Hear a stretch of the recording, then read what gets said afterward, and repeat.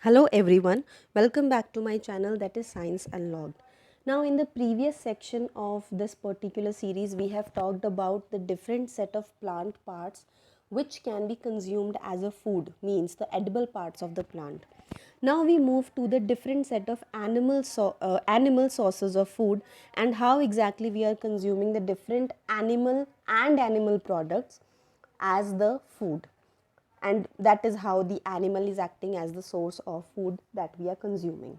Now if we talk about the different set of maybe the animals or the products that we are getting from the animals, we will come to a huge set of list in front of us, out of which the very common ones that are known to everyone is about the milk, then the egg and chicken, fish. These are all basic things that we all know about are the animal products that we are consuming. Apart from that, we do have some things like butter, ghee, cheese, honey, and all these things which we might not actually consider them as the animal product, but actually that they are, because some or the other way the raw material from which we are making all these things are actually coming from the animal. So that is how they act as the animal product.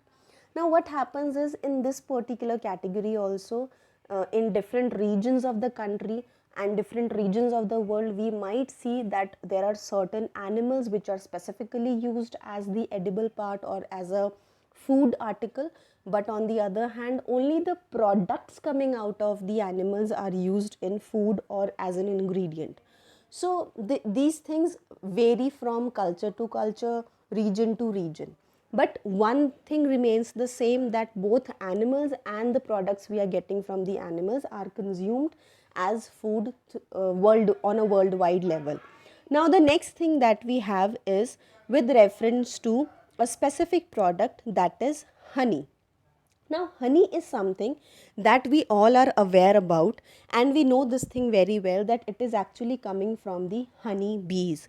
The bees which will going to actually collect the nectar, the sugary liquid which is there in the fruits, while they are actually doing the process of, maybe like they are helping in this during in this particular collection process.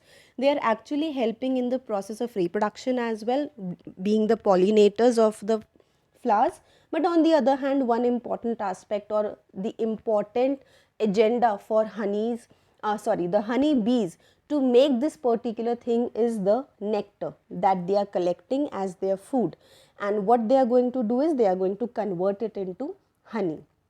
Now, one thing about this particular aspect is that the honey that they are actually making is actually in the structure where they are living, which is known as hive or simply beehives.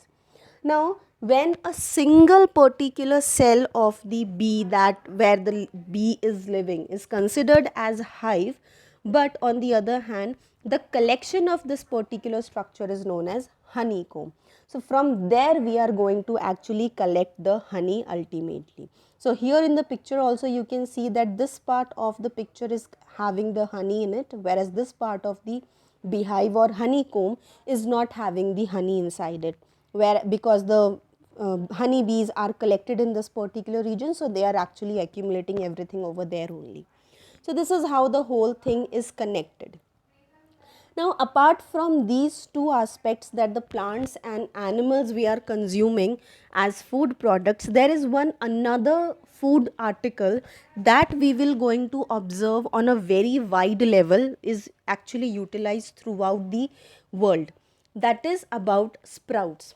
Now, sprouts are something which is common to almost all the different cultures and religions, but obviously in different forms.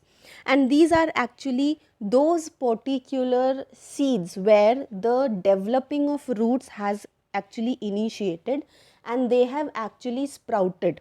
Now, what happens is that the important aspect or the major reason why we use this particular material or this particular article as the food article is that it is going to be more nutritious food than any other food article that we can think of, because it is one of the reason is that it is the ultimate source of protein. On the other hand, it is something which is having a huge number of vitamins in it, like vitamin A, B, and as well as C into it. So it acts as a very good and a very like good alternative in terms of a staple food if we want to consume it in terms of good and a nutritious food that we want to have. Now, the methods with which the sprouts are generally produced is considered as sprouting, where you are supposed to follow a few steps that we'll going to look up in the upcoming section. And after this particular process of sprouting, you can actually utilize it into different forms and consume it in different forms. There are ample number of ways, ample recipes that are available, but the main reason of consuming this thing as a good alternative of different sources of food altogether is because of its tremendous amount of goodness and tremendous amount of nutritional value that it has. Now, the different set of things that we will going to consume as sprouts are generally the green moong dal, chana dal, or simply the chana, not the chana dal, the chana that we see in our houses. Moat is also there, which is consumed for sprouting purposes. Now we come to how exactly sprouts are generally produced. Now, as you can see, this is a very beautiful looking sprout salad that I have presented. I have taken as an example in a way with which it can be consumed. Apart from this, there are certain other ways as well, like by simply roasting it or by tossing it with some sort of spices, just by boiling it a bit, very small quantity of it, because excess of boiling will going to like ruin the nutritional value. But on the other hand, a small amount of boiling and a small amount of this process will going to help in making them soften so that it is easily chewable. On the other hand, you can consume it directly just by putting some few additional aspects into it, and you can even consume it directly. So there are ample number of ways with which sprouts can be consumed. And how exactly we are supposed to do the process of sprouting? We just have to take some seeds, which we'll going to put in a container and put some water into it and leave it aside for some time. Next day we'll observe that the water is there, and the sprouting is not done properly, because it depends on some differences in the climate and the environment as well. So sometimes it gets sprouted very like it gets sprouted properly in even one day. Sometimes it doesn't happen that way. So in that case, we need to change the water and keep it aside for some more time.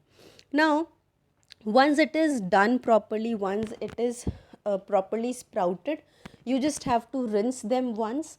And you if you want, you can actually use muslin cloth as well, or some sort of cotton cloth with which you can actually um, make the process faster and ultimately consume it in any way you want to have it.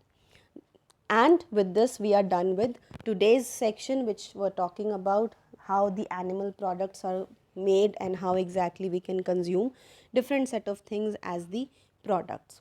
So rest we will going to continue in next session. Till then, take care everyone and keep learning.